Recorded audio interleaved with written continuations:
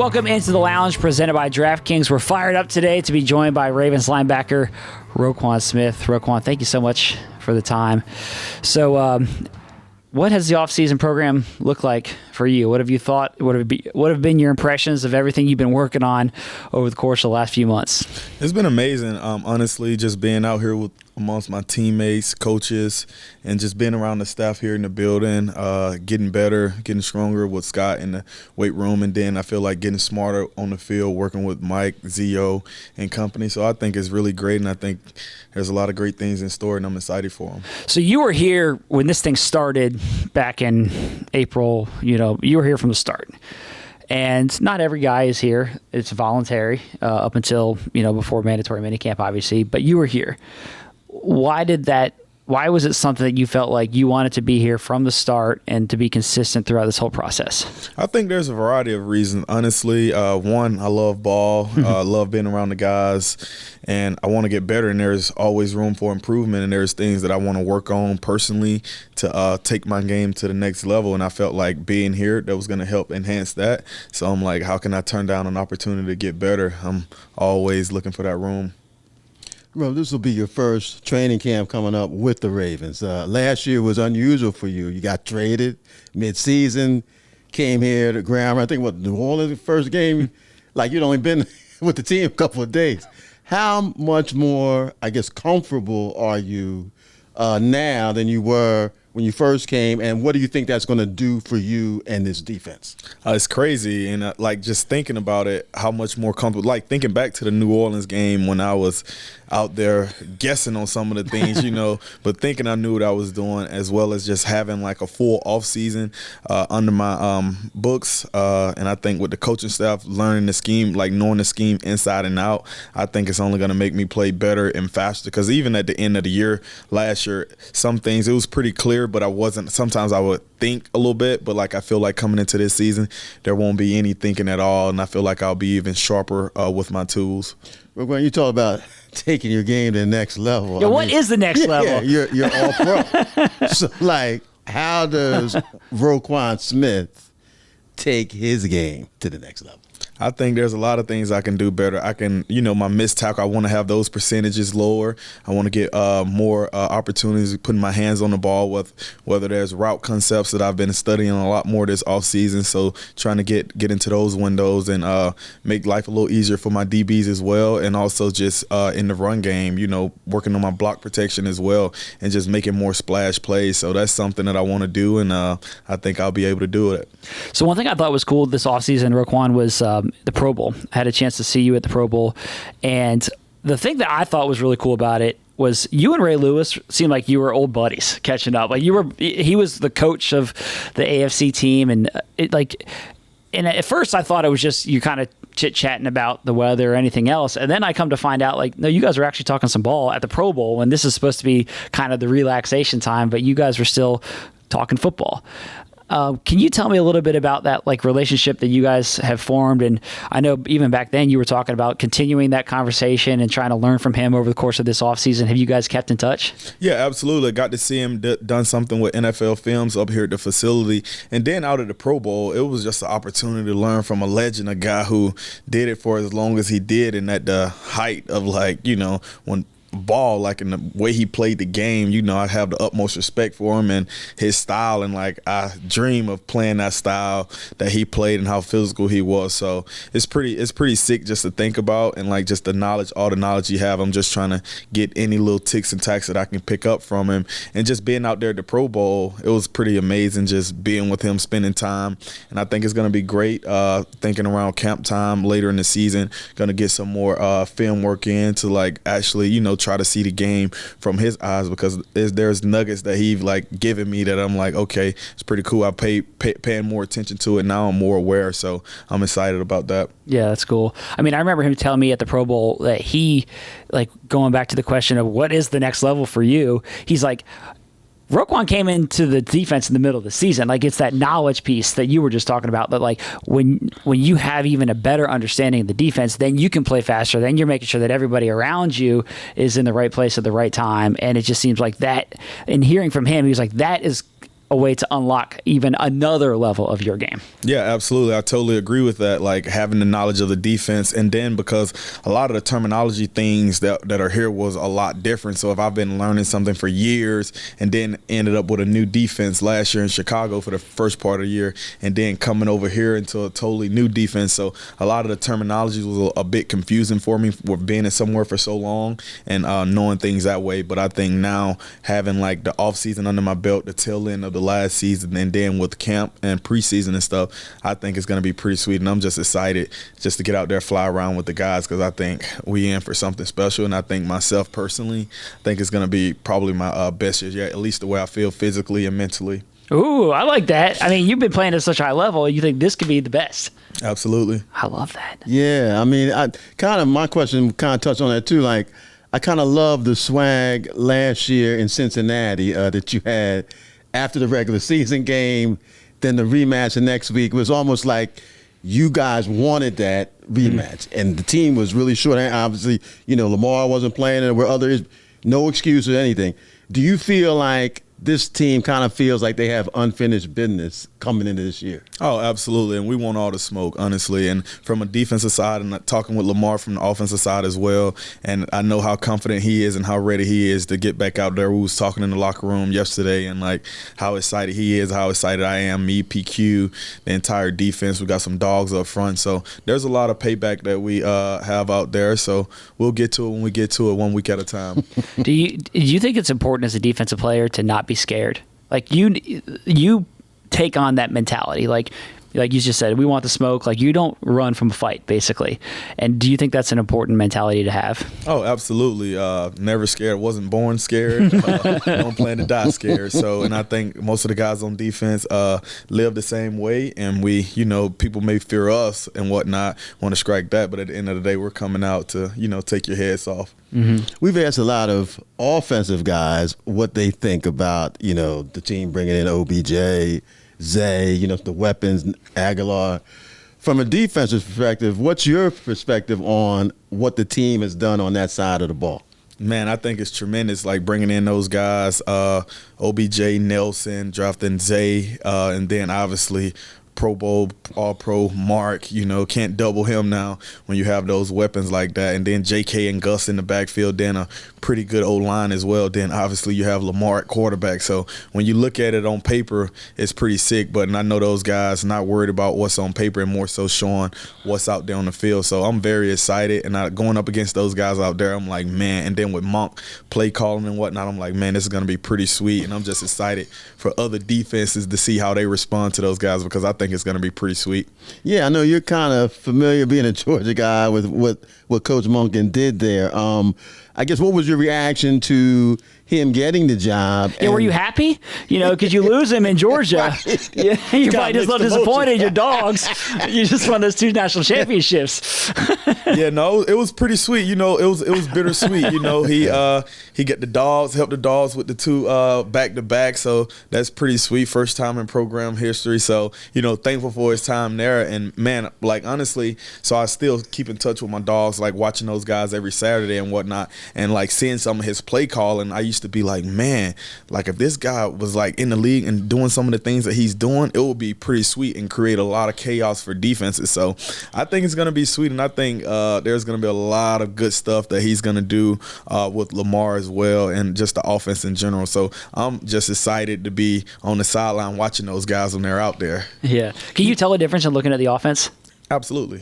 Mm-hmm. Without a doubt, like, yeah, route concepts, scheme-wise, just everything. I can see a big difference in the offense with no disrespect to anyone. Mm-hmm, totally. People talked a lot about how you and PQ clicked kind of immediately. Obviously, this is a big year coming up for him.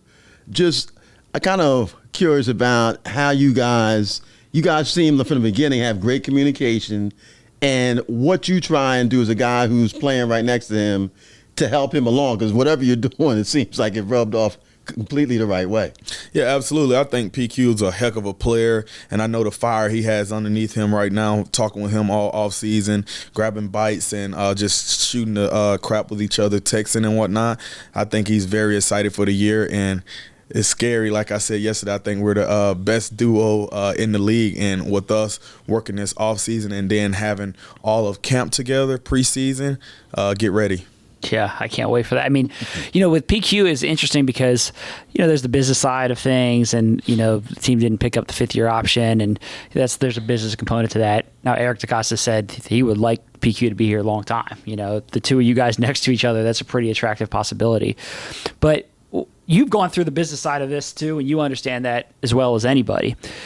For a guy like that who goes through difficulties on the business side, how motivating can that be for once you get on the field? Like, take that aside. Once you get on the field, I feel like certain guys take that as, once I get on the football field, that's my sanctuary. That's where I can show everybody that I'm worth whatever I think I'm worth, and I can just go play. How do you think that will impact PQ this year? Man, I think it's going to be special. To talking with PQ and the mindset he has right now, it's like, hey, 5th-year option not picked up, but hey, then I'll get to become a free agent or franchise tag after he have a career year this year. So whatever the case may be, or an extension. So he has that mindset, and knowing that if he put up the numbers that I know he's capable of and he know he's capable of, and we play to our style that we plan to play to, week in and week out, I think PQ, he's going to be a happy man at the end of the season. Let's say that. I agree. So the other big thing for you this offseason, the number change. Okay, so the league makes the change that 0 is available. Were you thinking right then, I want 0? It was yeah. When I thought 0, I was like, man, that's a pretty sweet number. Everything starts with 0. Then EDC texted me about it because he knew I was interested, whatever. And when he texted me about it, I'm like, heck yeah, I want it.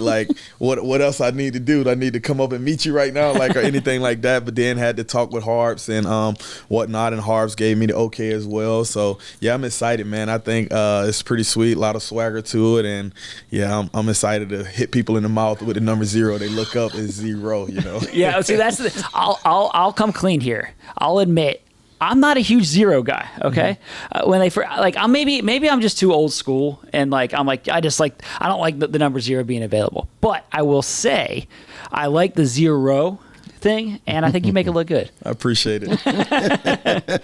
Bro, talking about the number change, is there anything that you changed this offseason as far as how you got ready? I mean, when you get to this point in your career, I guess you learn stuff about, I guess mentally, physically. Is there anything, or you just said, hey, what I'm doing is working, I didn't change anything getting ready to come into training camp?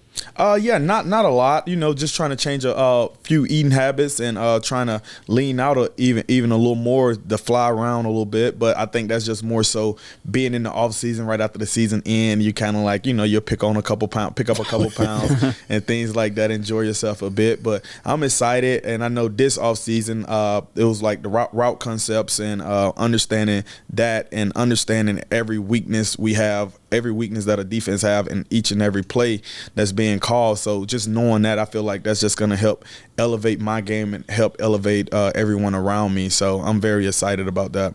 I know, when you got traded, well, first when you were with the Bears, you're the type of guy to me, hey, this is who I am. You probably thought you were going to play your whole career in Chicago. Now you're here. You've been here, months now, and kind of settled into Baltimore. I know you've done a lot of stuff in the community. I guess, what's your impression of Baltimore, being here with the Ravens, and just seeing yourself as, I guess, a guy now as a Raven for life? Yeah, absolutely. I got a great deal of respect for Chicago, the city that drafted me, done a lot of great things there, and wouldn't have the opportunity in the league if it wasn't for them. So got a lot of respect there. But, life goes on. And being here, man, I think it's first-class organization from Biscotti to, with EDC, GM, Harbaugh on down. So just being here, man, and seeing how things are run, and then the community here, tight-knit. They love their Ravens. You go everywhere, Roquan, they see you, so they saying what's up, showing love, and everything like that. And I just want to be an asset to the community in any way I can, and however I can give back. So I see that long-term, and not just while I'm here. Yeah.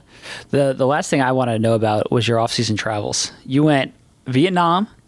Where else? Where else did you hit? Yeah, so Vietnam, Thailand, and Japan. Japan, okay. Yeah, so I was with the guys over there, and it was amazing just being able, with Ronnie, Marlo, Tyus, just being able to experience the brotherhood abroad and just seeing how we interact with other cultures, trying new things that some of us never tried before. So it was pretty sweet, and that's what I feel like life is all about, just getting out, living, because you only get one life and doing it with the people who you care about. And I think nothing beats that in life. And so I was excited to do that, and I'm excited for more trips that we'll have in the future. What was your favorite stop? I would say, honestly, Vietnam. Vietnam, okay. Vietnam was the favorite spot, just being there. It's like a beautiful country.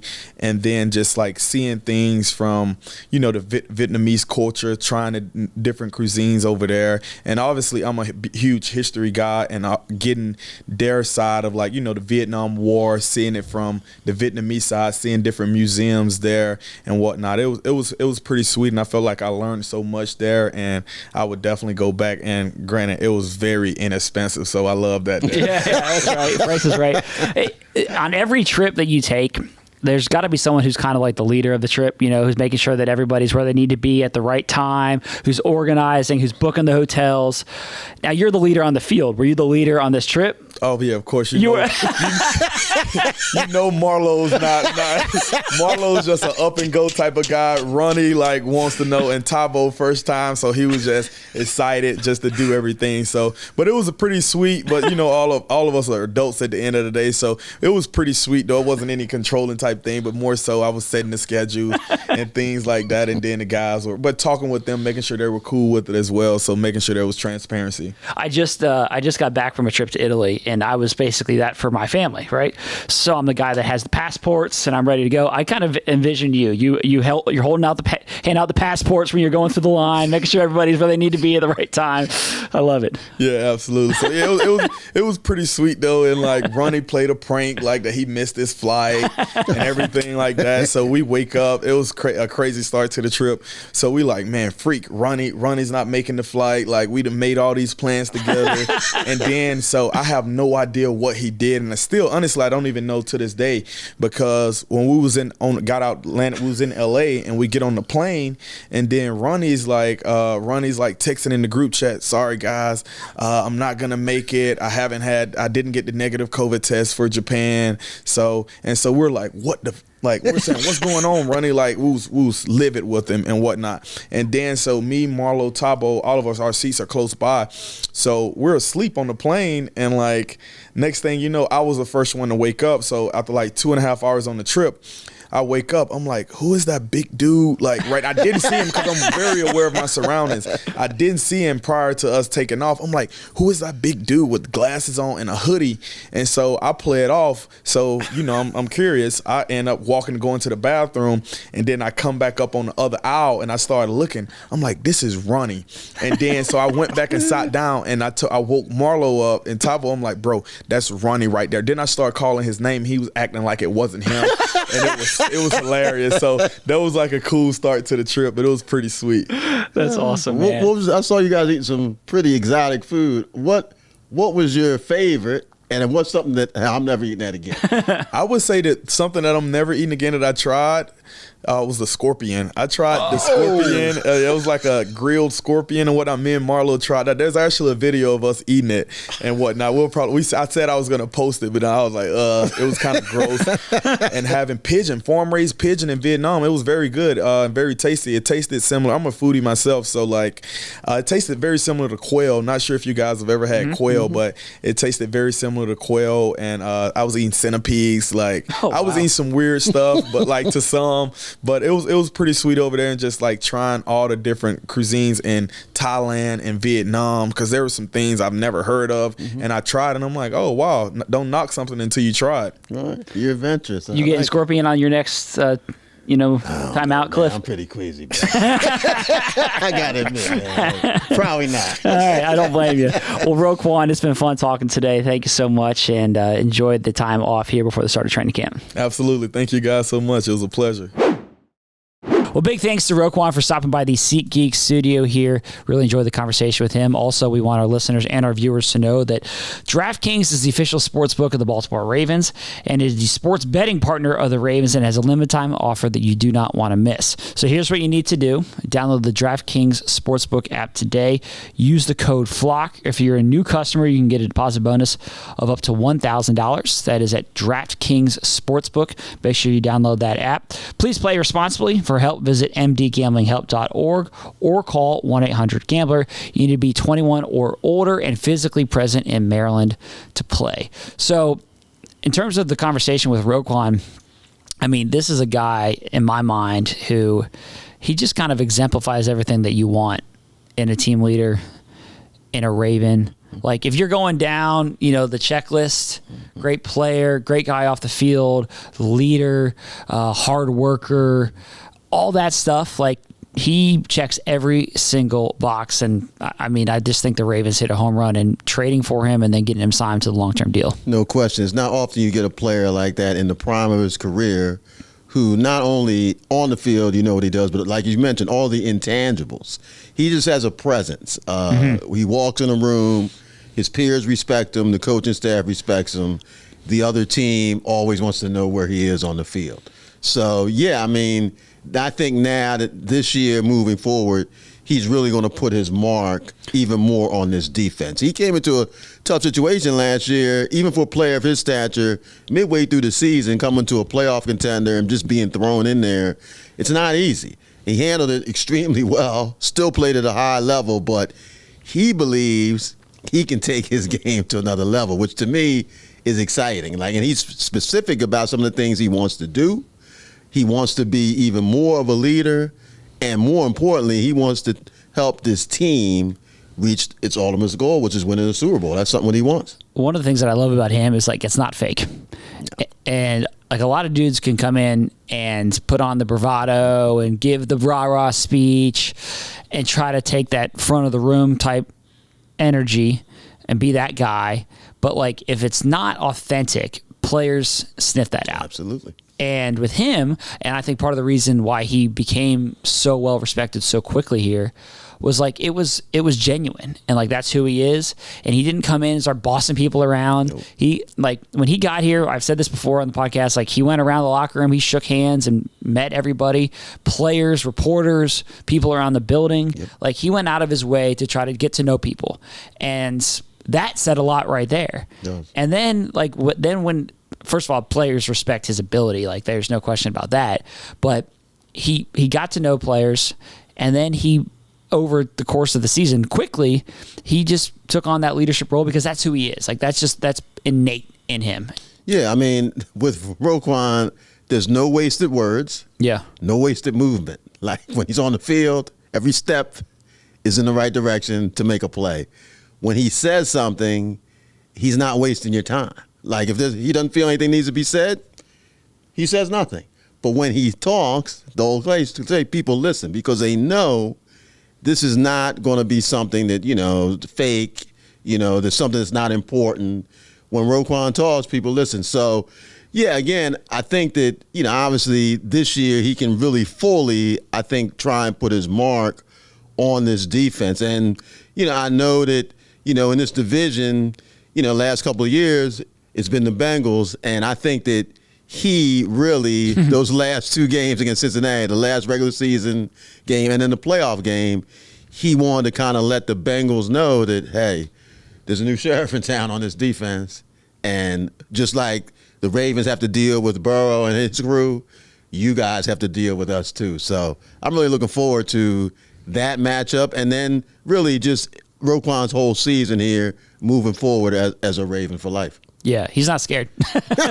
He's not scared. I love his quote. I wasn't born scared. I don't plan on dying scared. I mean, that's just who he is. And I also like that he said he thinks this is going to be his best season. It's I liked your question, which was, where do you go from here? You're already at the top of the game, and he thinks he can take it to another level. Yeah, he's young enough, intense enough. Yeah, his standards are above what anyone else's standards are for him. Yeah. So as always, you can email us at thelounge@ravens.nfl.net. We love getting your emails, so send in those emails every single week. Also, make sure you subscribe to the Ravens Press Pass podcast, another podcast that we do. If you missed any of the media availabilities from minicamp, you can go back and listen to all those in their entirety. If you haven't done so already, subscribe to our YouTube channel if you're watching, and also to the Ravens Lounge podcast feed wherever you get your podcasts. So thank you so much for listening or watching, and we'll be back with you again soon.